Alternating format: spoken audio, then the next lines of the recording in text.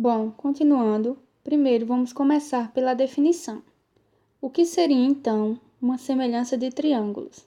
Ou ainda, quando dois triângulos são semelhantes? Temos aqui, dois triângulos são semelhantes quando os ângulos são iguais e os lados correspondentes são proporcionais. Então, duas coisas têm que acontecer aqui, tá legal? A primeira é muito tranquila. Os ângulos são iguais. Então, olha aqui nesses exemplos. Temos dois triângulos, um menor e um maior. O primeiro e o segundo triângulo. Vocês podem observar que no primeiro triângulo colocamos um tracinho e no segundo também. Então, o ângulo de um tracinho é igual ao ângulo do segundo triângulo de um tracinho também. O ângulo de dois tracinhos é igual ao ângulo de dois tracinhos do segundo triângulo. E o ângulo de três tracinhos é igual ao ângulo de três tracinhos do segundo triângulo também. Vamos propositalmente os dois triângulos na mesma posição, tá vendo? No entanto, você poderia girar a posição deles à vontade e ainda assim os três ângulos continuariam iguais, beleza? E ainda assim, a gente teria um caso de semelhança, tá bom?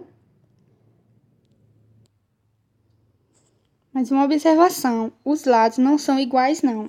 Claramente, por exemplo, os lados do triângulo pequeno são menores que os lados do triângulo maior. Mas não precisa ser igual, tá bom? Se fossem iguais, a gente teria, então, um caso de congruência. Mas semelhanças, os lados precisam ser proporcionais e aí os lados correspondentes. Mas o que são os lados correspondentes? Vou deixar bem claro aqui, porque na hora dos exercícios você vai precisar. Então, vamos pensar ao lado que está oposto ao ângulo de um tracinho.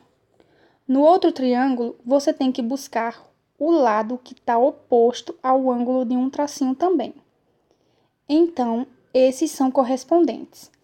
E o que está oposto ao mesmo ângulo, ainda que estivesse numa posição diferente. Então, associa isso. O lado que está oposto ao mesmo ângulo em cada um dos dois triângulos, então vão ser os lados correspondentes. Muito bem. Esses lados têm que ser proporcionais. Então, quando você montar as razões A sobre A', tem que ser igual ao B sobre B', que tem que ser igual ao C sobre C', que vai dar igual a K. Todos vão ser iguais. Vão dar um mesmo valor, que eu vou chamar aqui de K, né? Nesse caso.